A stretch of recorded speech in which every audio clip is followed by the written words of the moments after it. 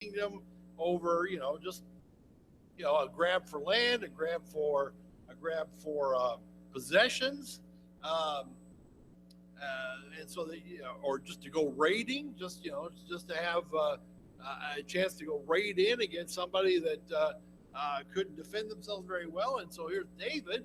David was up, of course, fighting the Arameans in the to sort of the northeast.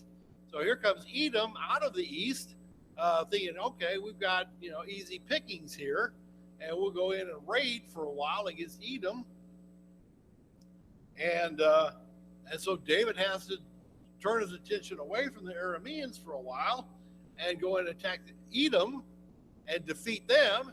And it says here he put garrisons there. Well, how do you keep these people under control? Well, very simply, you build a fort, you put your soldiers in that fort, and you make sure that nobody's going to stir up trouble because your soldiers are going to be there, making sure that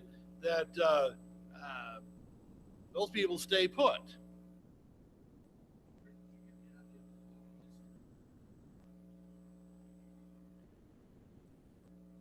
I had a map that showed them east of the Jordan.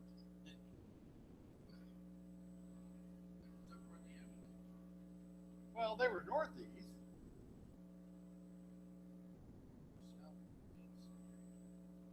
Well, okay. See if I can find the map. Yeah, it's not that one. I had another map. Yeah, you're. Well, I had them. East of Jordan. They were. I had them east of the Dead Sea, actually. Yeah, southeast. Okay, maybe should be a little more. I can find another map. I had a map that had them. Oh well. One time I had another map. They were east. Okay, they were east, kind of east and south, or yeah, east and south maybe. But yeah, they were raiders. Um, and like I said, like this says, he puts garrisons there and forces them to pay tribute. We will conclude this chapter then, just some notice of David's officials in court. David reigned over all Israel, and David administered justice and righteousness for all his people. And Joab the son of Zeruiah was over the army, and Jehoshaphat the son of Ahilud was recorder. And Zadok the son of Ahitub and Ahimelech the son of Abiathar were priests, and Sariah was secretary. And Benaiah the son of Jehoiada was over the Cherethites and Pelethites, and David's sons were the chief ministers. Uh, what does this all mean? Well, the office of recorder, that was a fairly important job. It would be likened to a modern day chief of staff for the president. We ask who's the president's chief of staff. It is the chief of staff who organizes his agenda. It is the chief of staff who arranges meetings, who sets up the schedule of the day's events, and so forth. And so, just as the chief of staff has that responsibility, the recorder at this time for David has that job. He is the sort of the gatekeeper of who gets in to see the king, and so he has an important role. Benaniah was in charge of the Cherethites and Pelethites. They were likely to be mercenary troops who were assigned as the king's bodyguard. Um, you wanted to get somebody in there who would be the king's bodyguard, um, somebody that didn't have conflicting loyalties. You didn't necessarily want somebody from this tribe or that tribe because you didn't want conflicting loyalties. So you'd hire these mercenary guys to come in, and they would be your bodyguards. Uh, you see this in this history all the way up uh, for long periods of time, even into the days of the Romans. Um, if you know something of the Roman history, you know that the most of the guards for the emperor of Rome were from Germany. Um, so you would typically get somebody hire in these guards, these mercenaries, because they're depending on you for a paycheck, and you don't have to worry about any conflicting family loyalties that they have within the rest of the population. In verse 18, it says, it reads here, Benaniah, the son of Jehoiada, was over the Cherethites and Pelethites, and David's sons were chief ministers, is what this translation says. The word there is literally priests, okay? And so some commentators will try and come off on that and say, oh, look, David's sons were serving as priests. Well, not real, no, probably not. Almost certainly not were David's sons serving as priests. The problem is here that the word that's translated here as priest had changed meaning over time. The priest, of course, had been at one time, that particular word priest had been at one time, of course, service to the Lord and service as a minister to the Lord. But over time, the word had taken on a meaning where it meant to minister to anyone. And so here is David's sons serving as ministers, serving as administrators, if you will, for him. All of these are related words. And so if you read in the King James Version, for example, and see that these guys are described as priests, well, don't assume or don't understand that they were doing priestly duties in the temple or anything like that, or priestly duties in the tabernacle. No, they were ministering. They were ministering, though, to David, not to the Lord. And you see this more clearly in the translation over in 1 Chronicles 18. You look at that translation, 1 Chronicles 18, because there the writer uses a different word. 1 Chronicles 18 and verse 17. It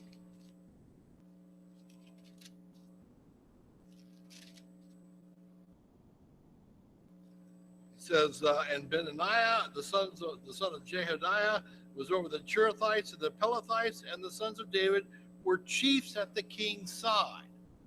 And so the wording there is different. It's a different word that's used, but it makes more clear their role. They were not serving as priests in the tabernacle. They were simply fulfilling duties as assigned to them by their father. All right. So from there then into chapter 9, and here we see something. Now this is one of the more unusual stories of the history of this time. Okay, we have to understand that the typical behavior of a ruler at this time and in this culture was you would put to death anyone who might be a contender for the throne. If you were in charge and you had the throne, you put to death anyone who might challenge you. And yet David does not. We find here's David in chapter 9. He says, then David said, is there yet anyone left of the house of Saul that I may show him kindness for Jonathan's sake? Now there was a servant of the house of Saul whose name was Ziba, and he said, and they called him to David. And David and the king said to him, are you Ziba? And he said, I am your servant. And the king said, is there yet anyone in the house of Saul to whom I may show kindness of God? And Ziba said to the king, there is still a son of Jonathan who is crippled in both feet. So the king said to him, where is he? And Ziba said to the king, behold, he is in the house of Machir, in the house of Emil in Lo-debar. Now, this area where Mephibosheth is living is on the east side of the Jordan. It was sort of in the area where Saul had set up his sort of kingdom in exile after he had been driven out of central Israel by the Philistines. And so this is on the east side. So he's on the east side of the Jordan, away from Jerusalem, away from sort of the center of government now. Then David sent and brought him from the house of Machir, from the son of Emil, from Lo-debar. And Mephibosheth, the son of Jonathan, the son of Saul, came to David and fell on his face and prostrated himself. And David said, Mephibosheth, and he said, Here is your servant. And David said to him, Do not fear, for I will surely show kindness to you for the sake of your father Jonathan, and will restore to you all the land of your grandfather Saul, and you shall eat at my table regularly. Again he prostrated himself and said, What is your servant that you should regard a dead dog like me?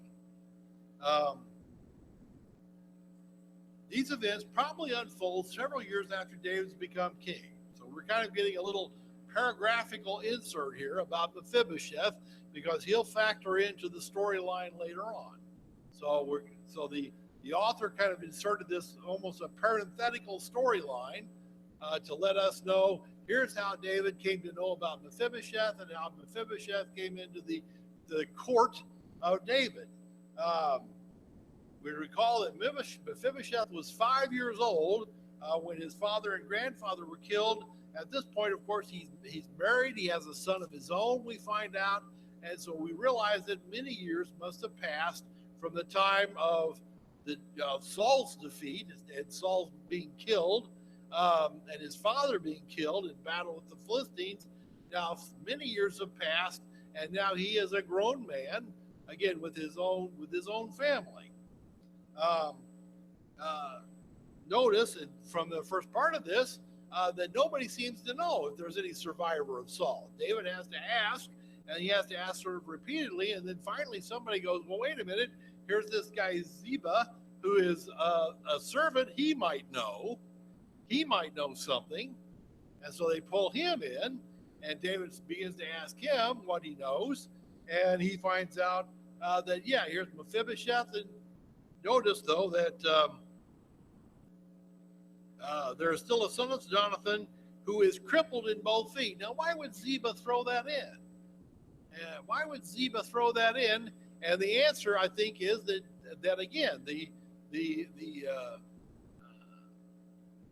concern here is that David's going to put Mephibosheth to death because that's the sort of the standard operating procedure of these kings when they come into power. We're going to get rid of anybody who might be a threat to the throne, a contender.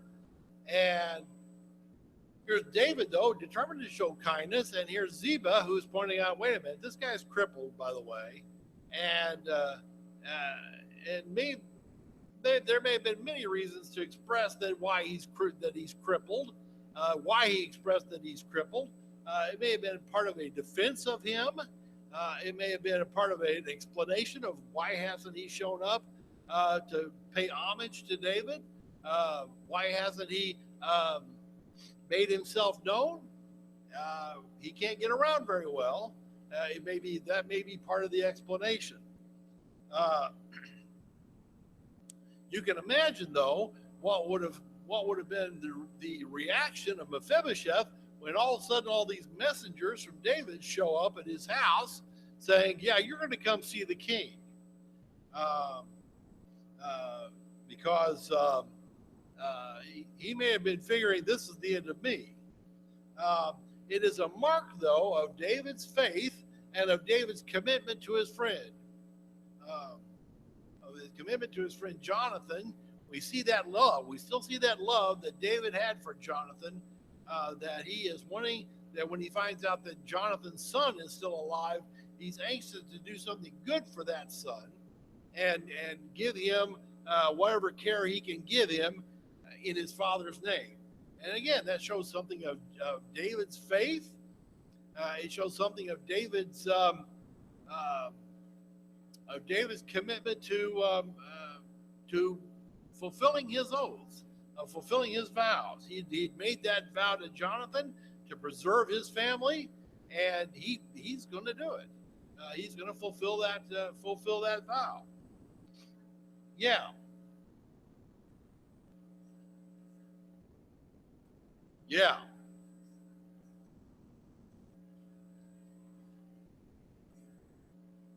Yes.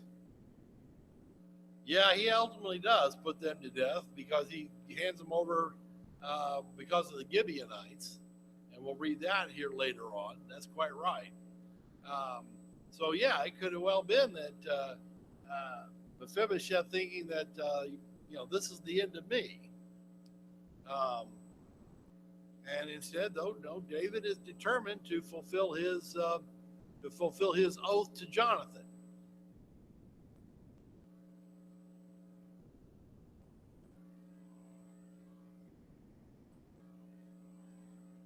Yeah, yeah,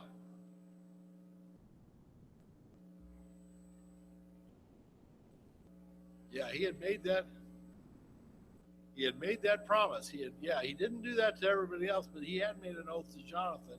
And so here is Jonathan's son. Um, Verse 9. Then the king called Saul's servant Ziba and said to him, all that belonged to Saul and his house I have given over to your master's grandson. And you and your sons and your servants shall cultivate the land for him, and you shall bring the produce so that your master's grandson may have food. Nevertheless, Mephibosheth, your master's grandson, shall eat at my table regularly. Now Ziba had 15 sons and 20 servants. Then Ziba said to the king, according to all that my lord the king commands his servant, to your servant will do. So your servant will do. So Mephibosheth ate at David's table as one of the king's sons, and Mephibosheth had a young son whose name was Micah. And all who lived in the house of Ziba were servants to Mephibosheth. So Mephibosheth lived in Jerusalem, and he ate at the king's table regularly. Now he was lame in both feet. David calls in Ziba, says, you're going to manage the land for him. Why? Why bother with that? Hey, if I'm being fed for the king's table, why should that bother? Well, Mephibosheth still had a family to take care of. His presence at the court would have increased his expenses, increased his living expenses, not decreased them. And again, his son, his other family members are going to need support. And so David is making arrangements. Okay, Ziba, you're in charge of all this. You keep the land going and make sure that everybody gets taken care of. There is some evidence that apparently Ziba is far from pleased with this arrangement, because we will find out later on that Ziba is going to turn against his master Mephibosheth and accuse him of all sorts of things later on, and try and create some kind of a rift between David and Mephibosheth. And we'll see that. We'll see what happens later on. But again, Ziba may not have been terribly pleased about that arrangement. We do know that Mephibosheth and his descendants will become a leading family, a leading clan of the tribe of Benjamin, up to the tribe of up to the time of captivity. And we look over in First Chronicles again. First Chronicles 8, verse 35.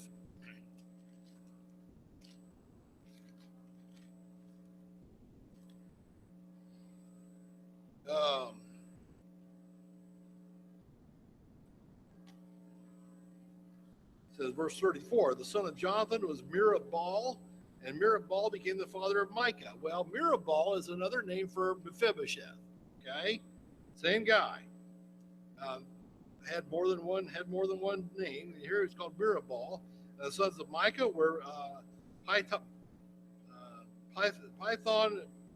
Melech, Teriah, and Ahaz became the father of Jehodiah, and so forth. We see them becoming a prominent family in this area, and became apparently well known enough that they are named in the book of the Chronicles. So again, this chapter is something of a parenthetical insert to kind of establish how Mephibosheth came into the storyline, because he'll have a fairly interesting role, of fairly follow-up storyline later on. All right, from there, when we go into chapter 10, and we find some other things going on with David. It says, now it happened afterwards that the king of the Ammonites died, and Hanun, his son, became king in his place. Then David said, I will show kindness to Hanun, the son of Nahash, just as his father showed kindness to me. So David sent some of his servants to console him concerning his father, But when David's servants came to the land of the Ammonites, the princes of the Ammonites said to Hanun, their lord, do you think that David is honoring your father because he has sent consolers to you? Has David now sent his servants in order to search the city and spy it out and overthrow it? So Hanun took David's servants and shaved off half their beards and cut off their garments in the middle as far as their hips and sent them on their way. And when they told it to David, he sent to meet them, for the men were greatly humiliated.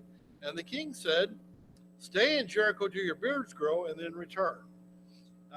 We don't know the nature of this kindness that Hanun's father extended to that Nahash, that would have been Hanun's father, he had extended to David. We do know that David, Nahash had been fighting against or conflicting with Saul, and so he likely saw David as a great opportunity to oppose Saul sort of indirectly, and so he would have perhaps supported David while David was on the run from Saul. David is going to show this kindness to the son, to Hanun, and he sends over these messengers, these consolers.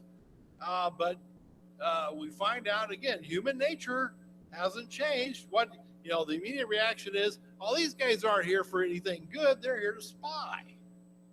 There's always that suspicion. You've seen, here's David. He's had great success. The Ammonites are related to the Moabites, and so they likely have known what David did to the Moabites, and they perhaps are concerned or afraid. Hey, we're next. We're next on the list of the countries David's going to come after, and so these guys are not here to console. They're not here to comfort you. They're here to spy out. They're here to spy out the land and kind of see where we're strong, where we're weak, and give David an opportunity. And so Hanun ends up then taking these men and humiliating them. They would have left. They cut off their clothes. It says as far as their hips. We don't know if they were completely exposed. It was more common that if you took a captive, you would uncover the buttocks. We find this over in Isaiah, over in the book of Isaiah, chapter 20. We find an example of this, 20 verses 1 through 4. It says, in the year that the commander came to Ashdod, when Sargon, the king of Assyria, sent him, and he fought against Ashdod and captured it. At that time, the Lord spoke through Isaiah, the son of Amoz, saying, go and loosen the sackcloth from your hips, and take your shoes off your feet. And he did so, going naked and barefoot.